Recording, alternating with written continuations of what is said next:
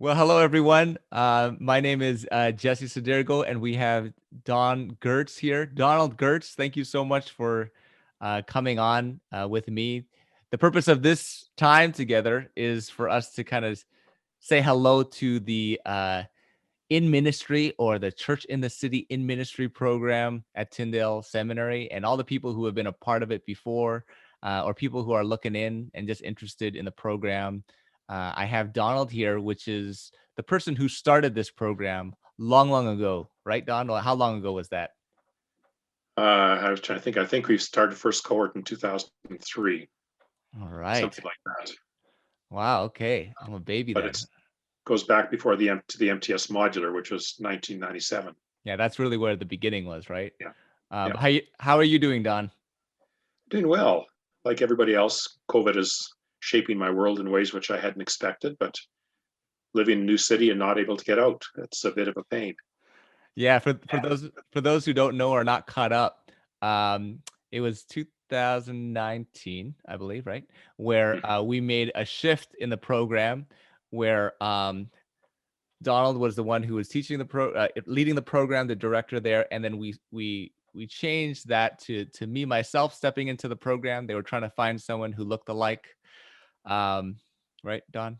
So That's right. we're identical, and we they I've taken the reins on since then, and it's been a crazy ride of me trying to figure out what Don is thinking, uh, and trying to figure out what this program is all about as I shift into this position, which I am honored to do. But since then, Don, you have moved far, far away, and I think just to start off, maybe good to kind of share to those who might not know fully the story of your transition out, like what led to your transition out, as well as like where did you go and what are you doing there? Well, for me, one of the important things was never to stay too long. And so once something is firmly established, then I think it's key for a person to hand over to the next generation. And this 2019 seemed like a good time, and turned out to be a good time because I didn't have to deal with COVID. But Thank you for it that. was it was one of those things where uh, I think too many people in ministry stay too long, and everything needs new life, new breath. And if we're Mhm, going to move into the next stage that God has for any ministry, then it takes new leadership mm, and people who can think in new and fresh ways. And so this program has always been committed to change, right from our first year when we remade the whole first year on the spot in the first semester because we figured would work better that way. We've always been committed to that, and so letting go and not holding on is the way we've tried to mark this, and we've tried to change up courses every year in terms of remaking them. So it's part of the DNA. And so for me, it was stepping back, giving room to somebody who was the next generation, in this case, a couple generations younger than me, because this program needs to engage the church where not just where it has been, but always where it's going. mhm, And so it's always been about the future of the church, never about the present state of the church. Leaders need to be able to see the future and understand how we get there from where we are. mhm. And so that was crucial for me in terms of stepping aside. And so moved to Calgary, and it's been fun. Got a family here. COVID has been interesting, but it's meant I've had lots of time with grandkids. So part of my job has been helping educate kids who are staying at home, and that's been a lot of fun every day, a few hours, and so really enjoyed that. Teaching them the early church fathers and We haven't had too many conversations around that, but we've had some. We've been able to kind of weave stuff in, even for 8-year-olds, yeah. uh, to help them think about ethical issues and how relationships work, and so that's been a lot of fun. Mm. But yeah, I knew people in Calgary, have family here, but everybody is also my age, my people I knew, so that they're all either just retired or retiring, and so just haven't had a chance to connect much with the next generation yet, but starting to get into that.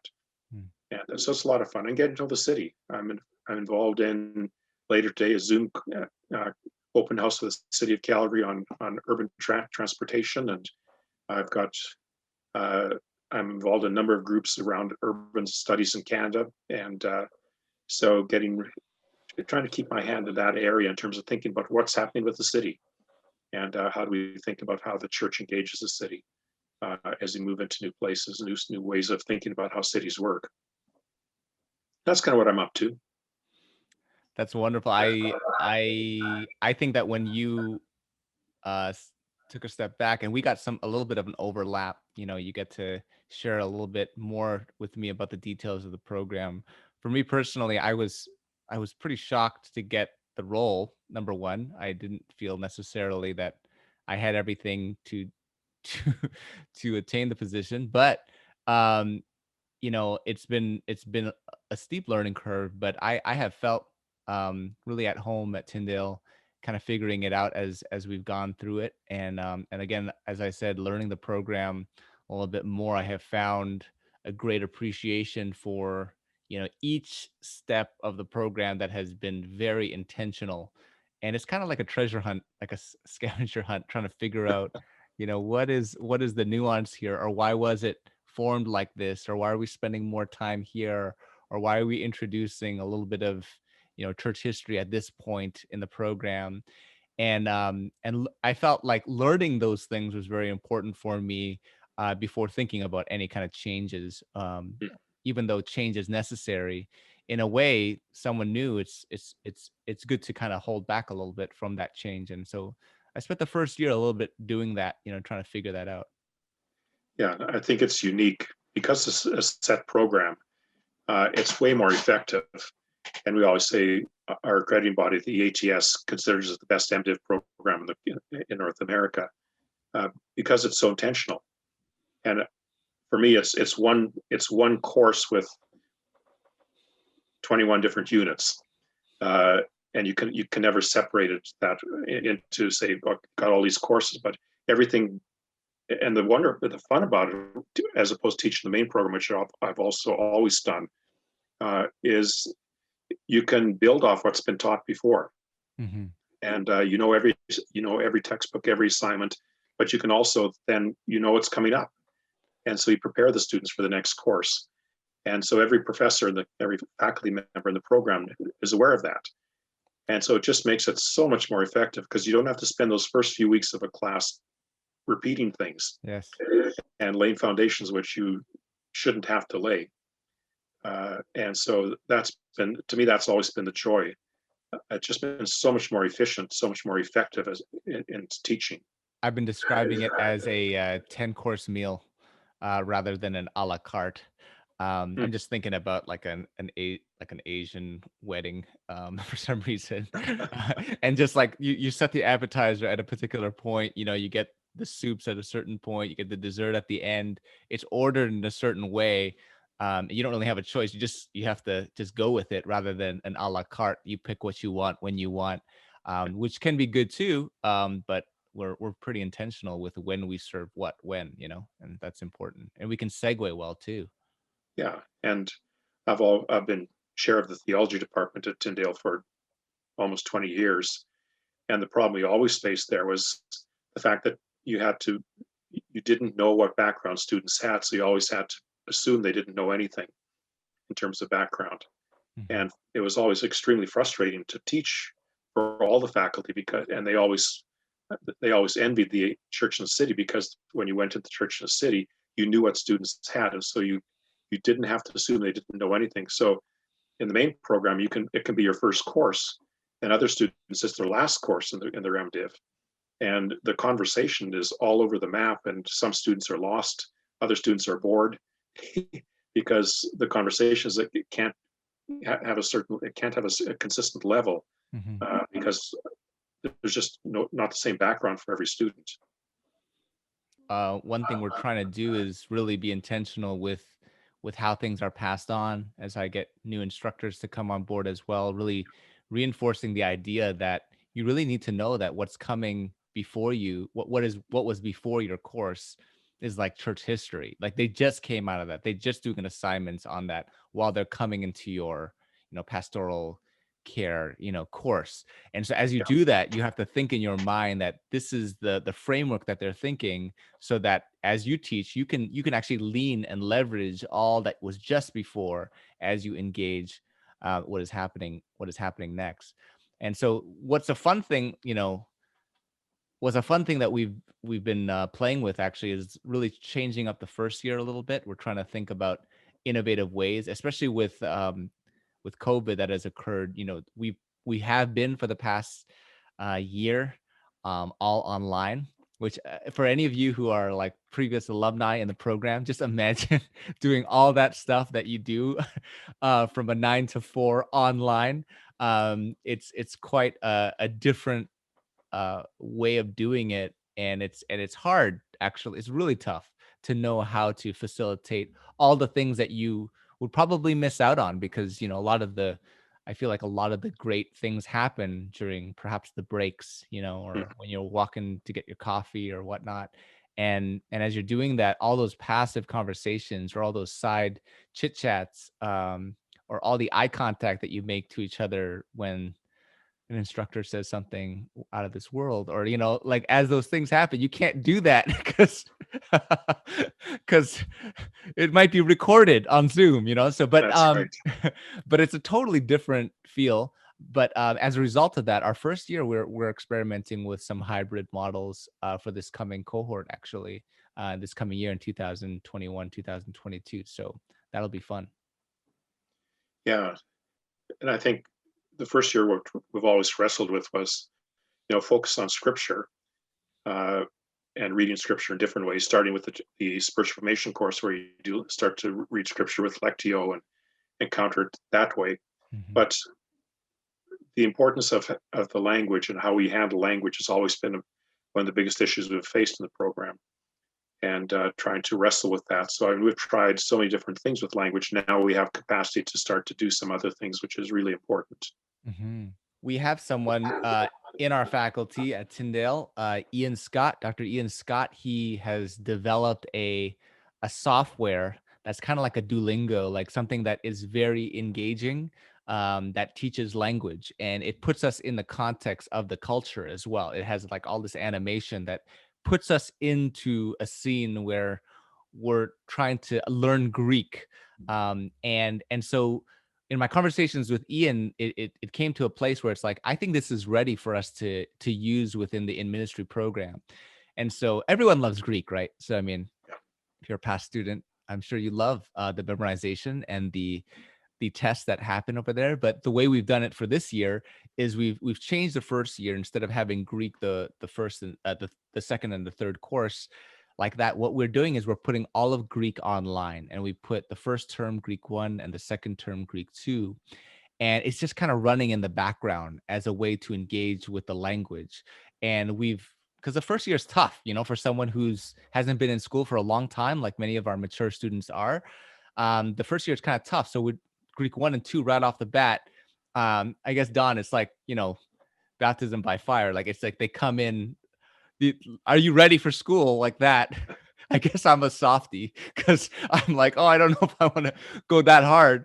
But we just decided to put that in the background. It literally is a software that doesn't require you to do tests. You just complete each badge, each stage, and by the end of it, they say the outcomes of this Greek, software produces very similar outcomes as someone who does traditional Greek learning. And so we're going to have that in the background, and it gives us a little more space in the first year for people to fit in all those extra things that we have in that first year. Like the internship course is going to be a little bit more front loaded there.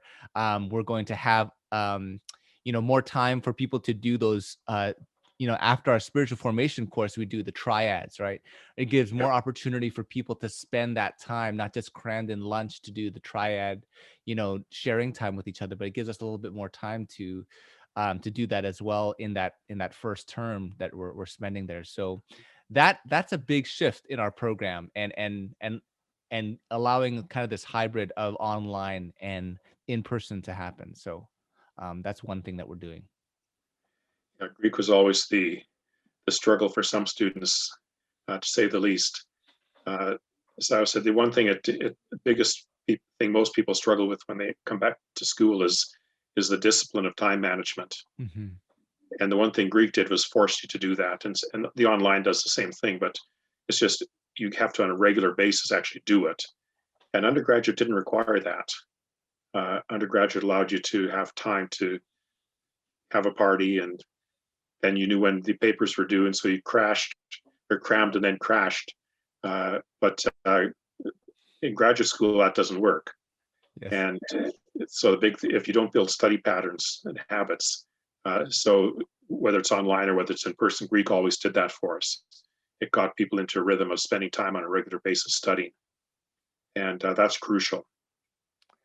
Many of the alumni will be laughing at that because they're just agreeing with you. The fact that how fast the program goes through, it's like you miss one assignment or whatnot, and you're falling behind, and it quickly kind of accumulates, and you get behind. And so I feel like the alumni are feeling that as you're talking. And if you're a prospective student listening to this and you want to get into this program, just know.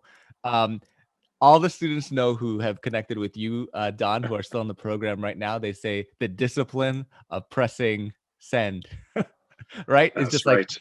it ain't maybe the prettiest paper, but you just press send and get that in there, so that you can just move on to the next thing. And that's like the reality of ministry, right? In the ministry, That's right. you can't perfect everything and get it just right and then execute with like no flaws. You have to just sometimes get it done and keep moving on and adjust to change. And so that's really important. Yeah, I mean, ministry is a whole pile of weekly deadlines, and it doesn't matter how well you're prepared. You have to lead the meeting. You have to stand up and preach. You have your elders. You have your whatever it is. You have to show up, and you have to do what you need to do.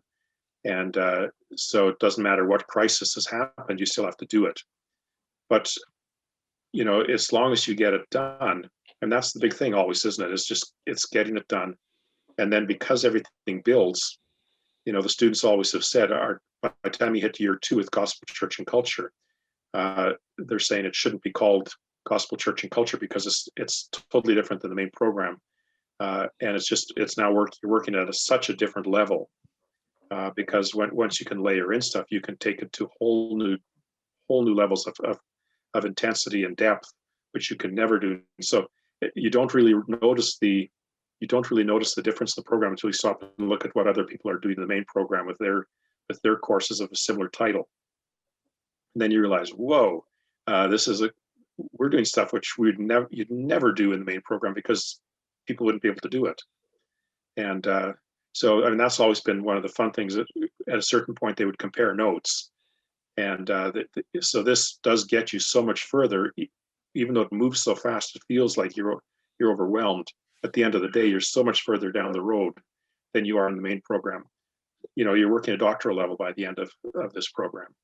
I think that you have framed the program in a certain way, and as I try to comprehend it, I'm trying to use my own language to kind of see how to wrap my mind around it. And I have broken up the years. So for those who don't know the program, we have, it's basically happens throughout 4 years, even though it's a 3-year program, but it goes throughout 4 years. And you start off the first year with a lot of Bible and just understanding the Bible, learning your Greek. We do spiritual formation, of course. And of course, as you mentioned, that's a great way to put it, is that spiritual formation, it sounds like, what does that have to do with Bible? But it's actually learning how to read Bible for your spiritual formation, which is what? I use Bible to prepare for sermons. I don't do it for my own soul. But spiritual formation as reading the Bible in that way. And then we go through Greek, Greek 1, 2, and then we go to an exegesis, and we learn Old Testament, New Testament, and we that's kind of the framework of the first year that sets us up for the second year, which starts off with the exegesis 2 course, which is on Ephesians. And it's what's fun about the first year is that you do you do exegesis right from day one, from learning Greek, right? And that's one thing I loved about how you've designed it, Don, is just right away. It's not just like learning the language, but you're trying to use it right away in ministry. That's the whole point of this program, is that, which I think is a great touch that you put into that. Well, ideally, the things you do in the classroom, you should be able to use the next week in your ministry. Starting a spiritual formation. I mean, I don't know how many churches have been subjected to the spiritual formation workbook as a small group practice, or starting to lectio in small groups. I know those kind of things that right from course one, you're immediately translating this into hands-on ministry. And I've used the spiritual formation workbook numerous times in ministry context and it's been very, very effective. And so you're always trying to say, okay, what you're doing in this should help you. It should help lighten the load of your ministry, because you do this. And of course, every church where students do this, they all end up with a sermon series on Ephesians because you've done it. And one of the options is, of course, to do a sermon series, right? And so what you're always trying to do is say, okay, let's think disciplinedly, think theologically, but then let's always think about how do we do this? There's no point studying theology unless you think about how to do theology. What does it look like on the ground? Everything has to look like something on the ground. And if we can't translate this into real stuff on the ground, then there's no point really doing it. And so every course tries to do that. And I think the second year, as we get into the second year, I have gotten to think, because we start going into courses like Gospel, Church, and Culture, which focuses on the gospel, the church, and the culture. And then we go into forming missional leaders and a missional hermeneutics for our postmodern world. And then we go to church history 1 and 2, and then pastoral care. And that year 2 is significant in that it's trying to contextualize what we just learned in year 1 and situate it within the context of our ministry, like our neighborhoods, situate it in our mindset of what our presuppositions are upon leadership and how to form leaders. It's situating it in a postmodern world, and that's why a hermeneutics course, I love how you did it. The hermeneutics course is like an advanced, an advanced kind of course, actually, that's wrestling with tough scriptures, because we live, and Bill Webb, one who really put a lot of framework for that course, is saying that a postmodern world puts everything under suspicion. So how do you deal with text where everything is under scrutiny in that kind of way, and how to deal with those texts, which is significant. And then going to church history, which I think is probably one of the things that I learned the most from this program, is that church history is situating our church and what we're doing now within a context based on our view of the past, which might sound obvious, but it wasn't always so obvious for me. And you, as a church historian, you can see church history like laced throughout this whole program, but understanding like how new innovative stuff only is substantiated or grounded when you know where you came from and what happened before. Because I don't, like, when I first thought about this program, I was thinking, okay, we're an innovative kind of think tank kind of program that kind of thinks very future oriented, but really it's really flaky to start with innovation if your starting point is the present. And I love how, just thinking about what Orthodoxy or, Catholicism and like the Protestant Reformation, all those stages in Christianity, not stages, but just different forms there, how that all contributes to our understanding of what we do today, and whether we're just doing things reactionary or whether we're doing it out of a solid base of what was, and learning from, the Benedictine, kind of tradition, or all these different ways of doing things, how that makes sense for today, and innovating from that lens, which is huge. And so that's year 2, kind of how I've been seeing it. But the thing that always strikes me, you're building on leadership in history, but the other thing about it, as you wrestle with things like the Benedictine rule, or the St. Francis, or the Mennonites, or Wesley, you suddenly, at a certain point, you realize they are all actually working with the same theology. Their understanding of nature and ministry and mission of community is exactly the same. But when you implement in different contexts, it looks different. And we get caught by, okay, well, the Benedictines are building these big monasteries and they're turned inward. How is that the same as Wesley, what he's doing in industrial England? But when you think about the theology, they're actually the same. But you recontextualize the theology. And so part of what we wrestle with is okay, we have a core theology, and our core theology doesn't change, but it can look different. And so we get permission to experiment. We get permission to explore by saying, okay, how is it that Benedict, who's turning inward at one level, he's building a city set on a hill, which can't be hid. And Francis is now saying, okay, we're salt out there in the world, but they're working with the same theology. And so when you begin to start to get your head around, I say, okay, what are the things which define, which mark a good, healthy, vibrant community? And you start to see those things all the way through, and how leadership works in a good, healthy community. It's the same in all of them. And then we begin to say, okay, so what would these theological threads look like in our time? And so if you can have Wesley, you can have Benedict doing what looks like completely different things, but in actuality, they're working off the same foundation. Then let's think about our foundation. What could our foundation look like if we were to just set it loose in the Golden Horseshoe in 2021? And I think that's when it gets exciting, because we're saying our theology actually works. It looks like something on the ground, and it looks like something unique in my time and my place, which is very different than it did when I was young and growing up in the 60s and 70s, and in that age of pushing boundaries very differently than being pushed today. Mm-hmm. But the theology doesn't change, but the way it's lived out, and the way it's expressed, the way we shape things can look different. It can change quite dramatically. And I think that's history frees you up to do that. And then it also gives you context for everything else, because now you know where everything else fits when you're looking at theology. And in the main program, if a student has done church history before, we actually now make them do a history unit before they do theology in the main program. But students' marks go up at least half a grade point if they've done history before they do theology when they take theology. Because if you know who Augustine is and his context, it helps you understand Augustine. So if you understand that Calvin is a refugee who is writing theology for French Huguenots who are being persecuted, and his theology is written for a persecuted church, his understanding of the sovereignty of God and God's care and protection and holding on to his people, never letting them go, all of his understandings of election take a whole different light when you see him as a refugee writing theology for a marginalized church, and you have to trust in God. And so context makes a huge difference, and context always makes a difference.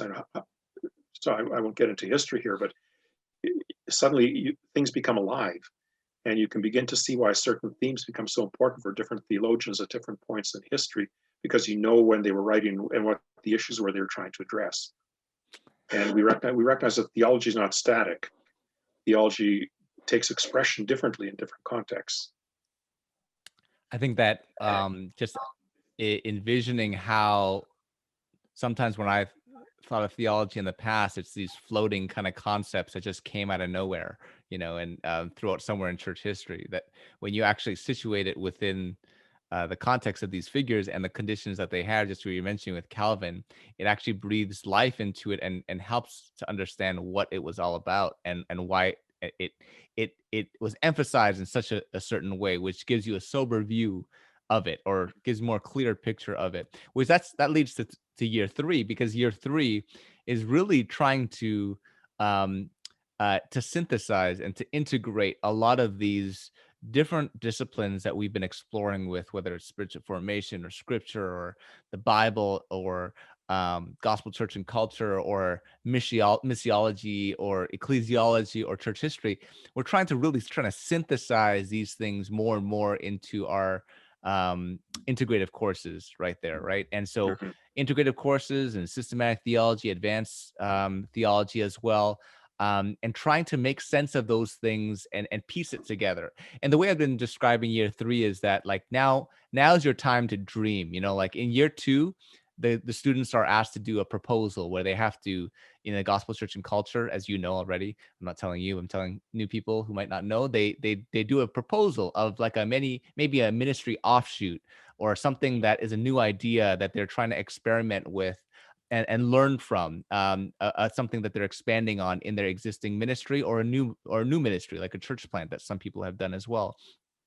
And when that happens, you know, you say often, Don, that like many of those ideas don't flesh out the way they expect to at the beginning, but we begin to articulate those throughout the second year. But year 3, we begin to say, okay, just dream about what your picture is of this ministry a little bit further, as if there were no boundaries, which is really impossible. You can't think like that.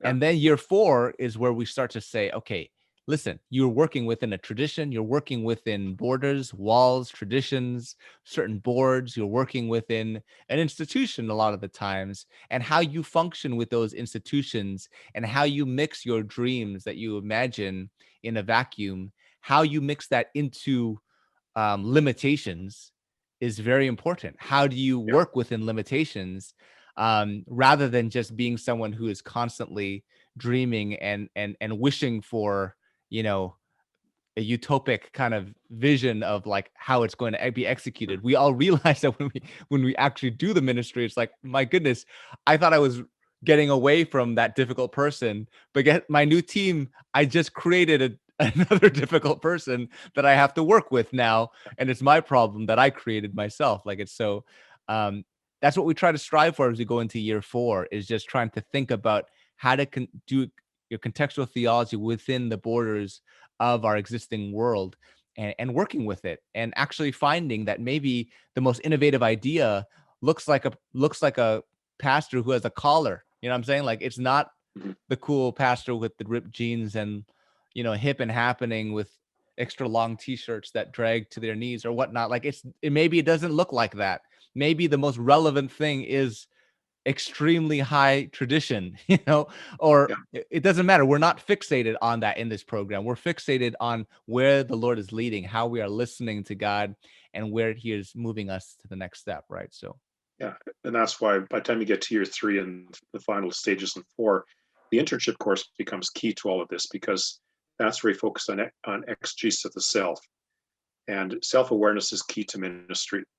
Most ministers fail not because of scandals, but because they simply get burnt out, they get overwhelmed, they don't read other people properly, and so the ability to be able to be aware of who I am and what I bring to ministry, if you don't get that sorted out, you will never be successful. You're always either going to be trying to respond to people's needs, which will burn you out, or you're going to be workaholic, or you're just going to be coasting.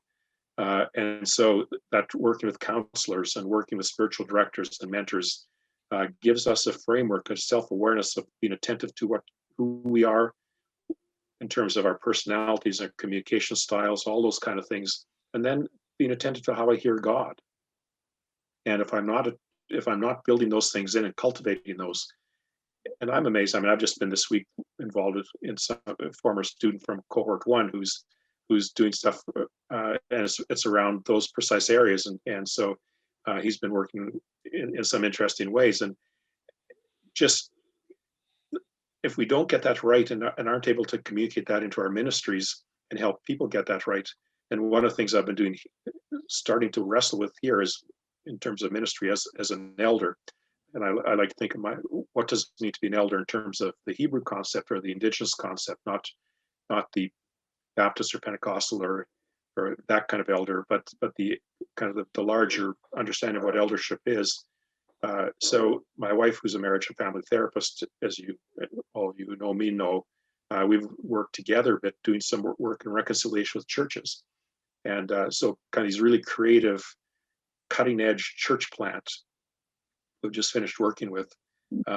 Everything I would love to see in a church plant, but it was imploding. And it was all around self-awareness and the leadership level. And so their capacity to be able to begin to hear each other allowed them to begin to start to think about how we can move forward as ministry in that particular neighborhood. And you just realize there are these things which we don't get taught in seminary, and it's who am I, and what are my blind spots, what are my strengths, and how do I compensate for that, and how do I not take these things personally when they seem to be personal. mhm. And so I think by the time you get to the end of that, if we have that self-awareness piece coming, then we can dream, because we know that if stuff blows up, that's not necessarily on me. because anytime we're doing incubators, anytime we're exploring new ministries, 2/3 of them are not going to turn out the way we want them to. They're going to crash and burn. But that's the only way we accumulate the wisdom to figure out how to do it. We have to try stuff and not see our ego tied into their success. And because success has to be reframed, right? Success is building up the knowledge base. It's building up the experience, the wisdom as a community to be able to do these new things. And I'm a Baptist pastor, and what we always want to do is, in my tribe, is figure out how to make it all work. And before we launch anything, they want to make sure that you've got it all figured out, and this is going to be okay, and we're not going to lose anything. Well, no, we're experimenting here, and it might be the third, fourth try that makes this thing actually work, because we need to try things to get enough wisdom to make that. But if I'm not self-aware and confident in who I am as a person, who God has made me to be, and how the Spirit's leading, I see failure as being somehow coming back on me, and I can give up. I was talking to my friend recently, and we were reflecting upon leaders of our past that we've engaged with who are older than us, and we have found that the thing that we look up to most is when a leader is able to not lead with any sense of self-preservation, and how if we can function in that kind of way where it's not about our ego, and it's we always talk about servant leadership or whatnot, but I feel like essentially what is there is that if there is that sense of preserving the self and putting our name forward, then it just taints everything. It just makes everything so much harder, and that's a poison that we really are trying to, like, me among my friends, really try to um to see as a very serious thing above all things, like, that. So I love how that it is, and I think it's just demonstrated by just how you started this whole talk about, just you yourself knowing that this wasn't forever for you to do this, and that there's a time to pass things on. And I think that tone, whether you're at your age, Don, or my age, like, that should always be, the readiness to just say, hey, you're better at this, like, or it's time for me to step down, or whatever, in any age. Like, for myself, thinking as well, like, stages in my ministry where I felt like I think someone else is better to do this at this time, and actually literally shifts, and me making that shift for those purposes as well. But I think, just to point out too, just technically, like, the internship course is designed not to actually place you in an internship, for those who don't know, in this program, but our goal is to, because you're already in ministry if you're in That's this right. program. Yeah. Like, if you're in this if you're in this program, there's already something going on. We're not going to add another internship on top of your full-time job or your part-time job. So we use that time to actually do, a Myers-Briggs, and to meet with a counselor on self-awareness, to meet with a mentor, to meet with a spiritual director. All these things that are fundamental to help support you in doing the ministry that you are already doing, and to fill out those things that are not overt in a regular traditional seminary program. We want to make those things that we feel like you should have, like, you should have self-awareness if you're a pastor. We're just not so sure you do. let's do this, like, not implicitly, let's explicitly talk about it, because those intangibles are quite impactful in ministry and how it Yeah. plays out, right? And the beautiful thing about a cohort, so when we're talking about our actual Mhm. ministry stuff that we're doing, is you've got this group every morning you meet with at 9 o'clock, and you have lunch with, and so on. And they're involved in all different ministries from different backgrounds, different denominations, different ethnic traditions, and so each one brings a very different lens to your issue that you're facing in your own ministry. And they can say, well, we tried this, and somebody else say, well, we tried that, and you, as you get all these different ideas, you can come up with something new, because it gets all your creative juices stirring, because you got this person who's in a Ethiopian church, and somebody else in an Anglican church, and somebody else in a storefront charismatic church, and somebody else in the mainline Baptist church, and somebody else in Presbyterian, and they all throw ideas in. And as they throw these ideas in, you go, okay, I never thought about that. And you begin to start to think about new ways of doing it.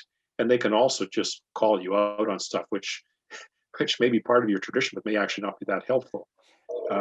And so I think the diversity of the cohort and those conversations which happen at 9 o'clock as we get gathered to debrief and pray, and over lunch and in the courses themselves, are such a profound form of peer mentoring that it's almost impossible to overstate. But also the different faculty who are play there, they also throw their 2 bits in.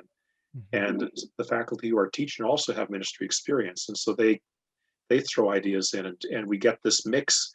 And as faculty, I mean, I learned so much from the students in the program, and it helped me move forward, but also my own ministry. And as I wrestled with things, working with churches, consulting, and so on, a lot of what I learned and was able to bring into my consulting work was from the cohorts. And I mean, that's the part I miss most of not being part of the program, is that those conversations, those times where everybody was just throwing crazy ideas out and pushing each other and fighting with each other sometimes quite vigorously. But there was an energy there and a creativity and a newness which pushed me. And the thing that I miss the most in Calgary right now is I don't have that. And getting that, finding ways to get that into my life here is crucial, because my congregation that I'm part of it is not that. It's a walkable congregation, and that was very, very important. I'm in city center, and it's a walkable neighborhood, which I love, and I'm committed to that, and I'm part of getting into the shape of that. But I was committed to a church which I could walk to. The downside of that is that church would not necessarily be the most creative place, but that's part of what my task right now is to say, okay, how do I build trust and confidence in the community that they'll allow me to push a few boundaries? That's essentially working within limits that we mentioned there, is that, you're not choosing your most ideal circumstance to engage with. You are Philip on the desert road, not knowing what to do, when you just left the thriving ministry in Samaria, and so I feel like there is so much to learn from that. And so, just to kind of close things up over here, I just want to encourage everyone who is listening to this. If you are an alumni of the program, feel free to reach out to me. I'm sure maybe Don would love to hear from you as well. But if you have other people who in your ministries, or people, friends, family, who are interested in the program as well, as we do here, we'd love to just share more about this program and talk to people more about it. That you can send them this for them to see, or you can send my contact directly, and we can have more contact with regards to that as well. So just keep that in mind, just to reach out if you need, and current students as well. And if you're a prospective student over here, feel free to reach out as well. It'll be great to hear from you. So thank you, Don. And I think, just to close up, I think it's good to hear, actually, and it's kind of bring to close, but I think if I'm someone who has encountered you before, Don, and you've been part of this program, just as one last section of this little interview here, I think it'd be great to hear about your thoughts actually on the COVID crisis that's happening and its connection with ministry. This is opening up another can of worms, but I just want to put this here as another thing, if we can, just to think about that. What would you say to your students right now, or what questions? Like, probably if you're talking, you're going to say questions more than just tell us answers. But like, what are the questions that you are considering as you're thinking about ministry in this COVID crisis? Well, it's been, for me, it's been an interesting time, because I've been not only part of a congregation, but I've also started a small group in my neighborhood, which is directly people who live right around me, and we've never actually met in person. So that's been interesting. But I think to me, the big issue that we're wrestling with all the time is the possibility and the limitations that COVID has brought us. And so it's forced us to think, and I think it's forced the church to move into the 21st century in ways which many of them have never done, and to engage the tools that we have at our disposal in ways which we haven't done before. So how do we use these tools effectively? And what's the possibility? But also, I think we have to be really careful in terms of thinking about what are the limitations, and we can think about limitations way too quickly around pragmatic stuff. But to me, it's always there's this core theology which should frame everything. You know, who is God? What's God about? What's God's mission? How do we as a church fit into that? And kind of these core questions have to frame how we assess what's going on in terms of COVID. So, you know, we have all these different questions going on. Will they come back? Who are we reaching? And you know, I hear people saying, I've got this community, but there are people in my community now who have no interest in ever walking into a church building. They become part of a community, but they don't want to walk in. So how do we begin to think through how we balance these? And so how do we use this and enjoy it and celebrate what we have, which is capacity to do stuff and to keep in touch with people in ways which we have never been able to do before. But how do we begin to think through, my theology requires transformation, and what are the limits of transformation? What are the limits of discipleship from a distance? There are also limits of discipleship when we come together in person. We all talk about the church face. You know, we put on our church face, and we have this false front we wear on Sunday morning. So it's not unique to online. But how do we create communities where honesty, where vulnerability becomes part of it? And I think COVID has really highlighted that, because we can mask that more than we could when we were in person. But we always masked it in person as well. And so I think it highlights, for me, the question of what actually is my theology of community. What do I understand as the nature and mission of community? And that's the stuff we worked with in our internship 1 and internship 2 courses, or what were they? Where we look at all the different people. I can't even remember the name of them. Or where you look at different people like Newbegin and Bonhoeffer and so on, as we integrated seminars, I guess they're called, or integrated seminar 1, integrated seminar 2. How do we begin to think about what our theology is and allow that to shape how we approach, without saying I know the answer right up front, because it can go all over the place. And I think, but we always are the big thing for me, and what I'm hearing over and over and over again in the different conversation I'm part of with different groups, is we are not bringing the robust, rigorous theological conversation to bear. And I think that's the thing that we're losing in COVID is the rigorous theological conversation, because it's way too easy to do it in short bites. And COVID brings it down to 15-minute pieces, and that there's a place for that, but we lose that rigorous thinking. And so how do we get that back into play? How do I allow, you know, the Newbegins, the Dorothy Days, the, you know, people like that to begin to start to shape? But things are always changing, and so, you know, we have to remember we only get out to the front by being rooted in the past. It's knowing our foundations. What do we stand on? And if I don't, and that's not a theology textbook, that's an ability to think and to think rigorously, and not go out a book and say, well, here's the answer. And our task is to be people who can think and to be able to write theology for our time and our place by standing in the great tradition. And I just find we're reducing everything down to sound bites, and COVID has a wonderful way of doing that. Not everywhere, but what does transformation look like? And I think that's a question we always miss it. We shortchange it because we look more for people giving us the right answer. But how do we journey together? And so what are the possibilities, and what are the limitations of not just online, but how do we now begin to think back of possibilities and limitations of the in person as well, and allow ourselves, by having been away from it, to come back with more rigorous thinking. And one of the things we got going on, and I know you work with Young Street Mission in the past, and we're seeing all kinds of things here in Calgary. Our weather's a little more extreme now. Toronto's been getting some extreme weather too.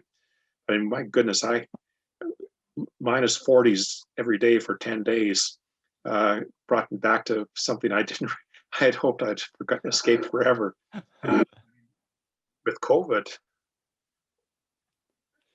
and people are on the street. I mean, how do we begin to understand all of our old answers didn't work. We simply didn't have the space. We simply didn't have the capacity to deal with it. And how do we think rigorously as churches about that? And what does it mean in terms of how we use our spaces, and how do we take on risk? It just the taking on risk is such an amazing thing, because there's so much risk involved in being the church, or should be. Yeah. And many churches which would like to play it safe with our buildings. Absolutely. Yeah, I mean, I think that on another angle too, in addition to just transformation, the one thing I think that is left out of the conversation with COVID is worship to God, in that how does God feel with the lack of congregating in worship to him? Like how many of us are washing our dishes as that band is playing with some purple background, purple lights in the background, as the cohorts like to say. What and the fact that our attention is not solely devoted in worship to God in those moments, like communally together. Of course, there's our worship individually with God. I'm sure but if I'm God, like there's something special, right, about gatherings of people in worship to him. And so instead of the question of like how much of our congregations are being engaged, like how are we going to keep up this or that and maintain the institution that we have created in this church, in this gathering, there's that part. But like, what about God? Like, Yeah. maybe the question is like, how can God be worshiped better or more through our innovations of how to arrange this, right? I mean, rather than how many people are viewing this video, in a way, who cares? Like, yeah, that's good. But essentially, how is God feeling in all this? And I'm sure God is God. He's fine. But at the same time, like that question makes me think differently about this whole thing. Is that, you know, I think God would love it more if we did this or whatnot. Like if we get together in services again, because God would enjoy that. You know what I'm saying? Like, and I think that changes a lot of my thought about the impacts of this. So even if I say, you know what, I'm good. I've been doing this more at home. We've been doing some Bible studies more at home. That's great. I think God is worshiped through that as well. But We've lost something is lost what here. we've lost for quite a number of years is their centrality of the Psalms as a worship manual for the church. And historically, the Psalms have always been the hymn book and the prayer book of the church, right? And they've given us ways to praise, given us ways to lament, give us ways to pray imprecatory prayers, given us ways to be thankful. And one of the things that it always does is reminds us that, and the psalmist says, I was glad when I said, let's go up to the house of the Lord. And so there's a central to the Psalms, the idea of coming together.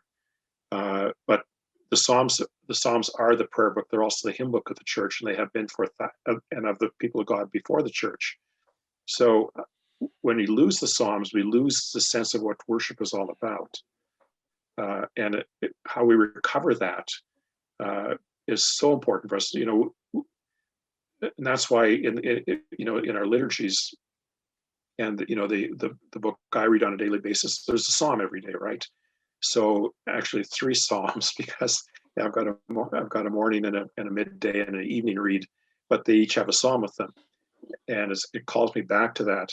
But also calls me to, the other thing which COVID has highlighted for us, of course, is those who are left, the marginalized. And I'm thinking right now, I've been asked to write a piece for a book on the Black experience, the Black religious experience in Canada. And so I've been asked to write a chapter on Western Canada. And I'm having this thing going on now. I don't know who in Western Canada would write if I didn't, but I'm an old white guy writing a chapter for a book on the Black religious experience in Western Canada. I'm going, there's something profoundly wrong about this. But, our churches, how do we address those who have been left behind? And how do we speak out and become voices? Again, when you go back to the Hebrew scriptures, how do we, now that we're suddenly become aware, we were right away in COVID, very, very quickly, we realized the marginalized, and that a lot of that was tied into race, are the ones who are being hit by this way more dramatically. In Calgary, it's the Northeast. The Northeast is where COVID has been most active, but it's also our most ethnically diverse area. And they're the people who work in the meatpacking plants. They're the people who work in hospitality. They're the people who work in the most at risk. They're the people who work in do a lot of the frontline work in hospitals. And so, how do we deal with that? What does that say to us when it's exposed like this? How does that change the way I do ministry? How does it change the way my church engages with the larger city? And unless I become aware of the fact that right from day one, immediately we realize there's a group which is being left behind here. There's a group which is being hit by this. The bulk of the deaths are happening in a certain area, people in seniors' homes. So what does that do for us? And what does that say to us in ministry? If our seniors who are over there are dying by the thousands, how do we become voices for them? And we need to think about how we as the people of God become voice for those who have no voice. And the Hebrew scriptures call for that, right? In your research, you're very aware of you had Rick Tobias on your other podcast, and our call is to be the voice of those who have no voice. And if we aren't, Yahweh says, I'll step in, and you won't like what will happen if I have to step in. But never has that marginalization been highlighted in Canada the way it has right now. That raises huge questions for us in terms of our ministry. And we've got to get our heads around that. Yeah. Because we're middle class, the church. Yes. Well, thank you so much, Don. This has been a treat for me. And I'm sure people who haven't seen you for a while or connected, I'm sure they've enjoyed to see you as well. And so again, thank you. And as we kind of wrap things up, we are getting ready for registration and people applying for this coming year. Just to say once again, if anyone or want to get connected to this program, please let them reach out to me or our admissions department, and we can go from there. But everyone, thank you for listening, and God bless you all.